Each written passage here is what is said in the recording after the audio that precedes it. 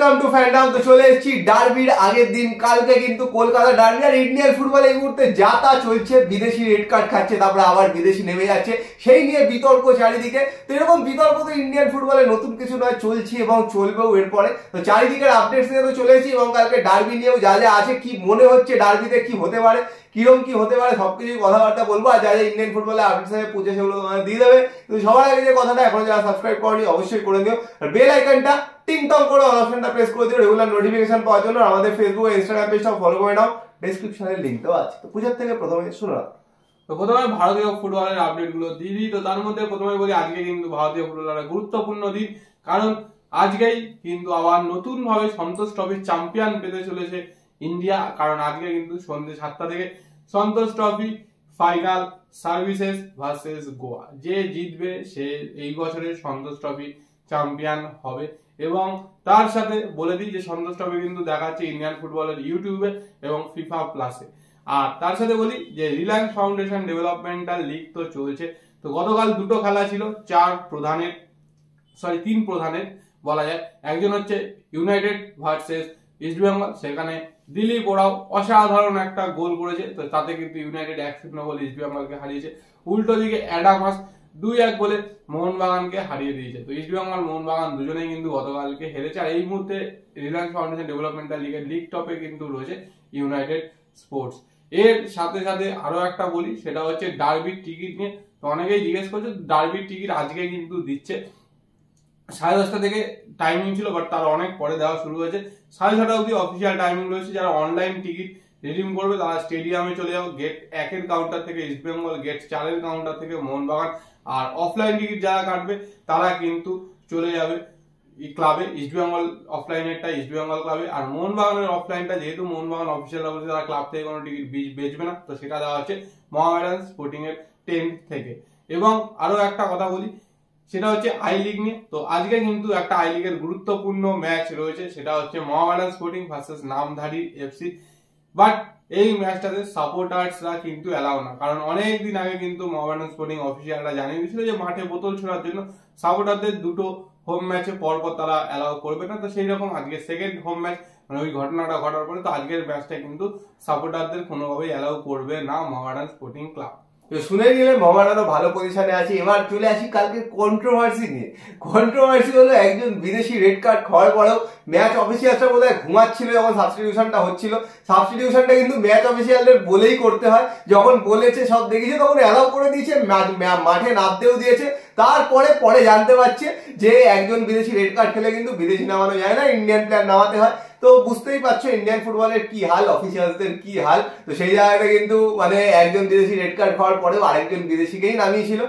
রুলটা কিন্তু এরকম যে ইন্ডিয়ান প্লেয়ার রেড কার্ড খেলে ইন্ডিয়ান প্লেয়ারকেই, মানে ইন্ডিয়ান প্লেয়ারকে রেড কার্ড খেলে ইন্ডিয়ান প্লেয়ারকেই নামাতে হয়, কিন্তু বিদেশি যদি রেড কার্ড খায় সেই জায়গায় ইন্ডিয়ান প্লেয়ারকেই নামাতে হয়, কারণ 4 জনের বেশি বিদেশি কিন্তু খেলানো যায় না। সেই রুলটা কিন্তু ব্রেক হয়ে গেছে। আর চারিদিকে চলছে যে কি হবে, ম্যাচটা কি দিয়ে দেওয়া হবে মুম্বাইকে। কারণ মুম্বাইকে দিয়ে দেওয়া হয়, মুম্বাই কিন্তু একদম টপে আছে, মুম্বাইয়ের কিন্তু একটু সুবিধা হয়ে যাবে, আরো 2 পয়েন্ট কিন্তু এক্সট্রা পেয়ে যাবে। আর যদি জামশেদপুরের থেকে 1 পয়েন্ট কেড়ে নেওয়া হয়, জামশেদপুরে কিন্তু টপ 6 এর জন্য আরেকটুখানি পিছিয়ে যাবে। কিন্তু ভুলটা আসলে কার? ভুলটা কি টিম ম্যানেজমেন্টের, না ভুলটা ম্যাচ অফিসিয়ালদের? সেটাই কিন্তু বড় প্রশ্ন। তো আইএসএল এর যে রুলসটা আছে, 7 জন ইন্ডিয়ান প্লেয়ারকে মাঠে রাখতেই হবে।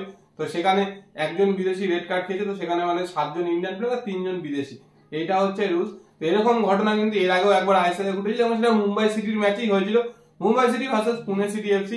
সেই ম্যাচটাতে কিন্তু পুনে সিটি এই কাজটা করেছিল এবং ম্যাচটার ফলাফল 5-0 হয়েছিল। সেখানেও মুম্বাই অ্যাপিল করে এবং কিন্তু মুম্বাইকে 3 পয়েন্ট এবং 3 গোল এটা কিন্তু দিয়ে দেওয়া হয়েছিল। তো সেই জায়গা থেকে এইটারও কিন্তু অ্যাপিল করেছে। তো মোটামুটি আশাই করা যায় যে এটারও 3 পয়েন্ট কিন্তু মুম্বাই পেতে চলেছে। তো সেই জায়গা থেকে লিগ টপে আশা করা যায় মুম্বাই। তবে হ্যাঁ, অবশ্যই তো ম্যাচ অফিসিয়ালদের একটা মানে প্রবলেম রয়েছে, কারণ তাদের এটা দেখা উচিত ছিল। সেখানে কিন্তু 4th অফিসিয়াল ছিল তেজাস, আর এই তেজাসই যতদূর শোনা যাচ্ছে ডার্বির কিন্তু মেন রেফারি হতে চলেছে। তো বুঝতেই পারছো ডার্বিতে আবার রেফারি নিয়ে কিন্তু ঝামেলা হতে পারে।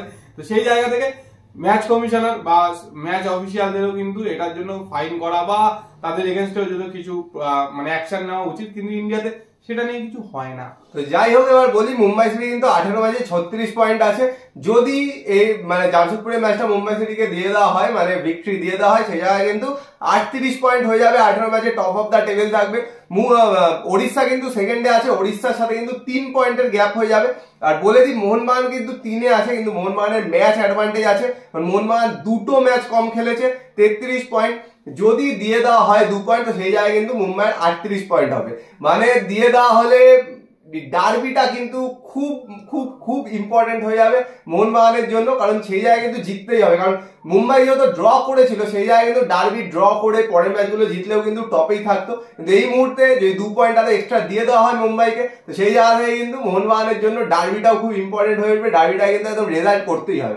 উল্টো দিকে তো ইস্ট বেঙ্গলকে নিয়ে কিছু বলার নেই, ইস্ট বেঙ্গলকে এখন জিততে তো হবেই, 4টে ম্যাচ বাকি, ডার্বিও জিততে হবে, সব ম্যাচ জিততে হবে, কিন্তু তারপরেও অন্য লোকের দিকে কিন্তু তাকিয়ে থাকতে হবে, কারণ অন্যরা সুযোগ করে দিয়েছিল কিন্তু সেই সুযোগের কিন্তু সদ্ব্যবহার করতে পারেনি, ম্যাচগুলো সব পয়েন্ট ড্রপ করে করে কিন্তু একদম তলায় চলে গেছে।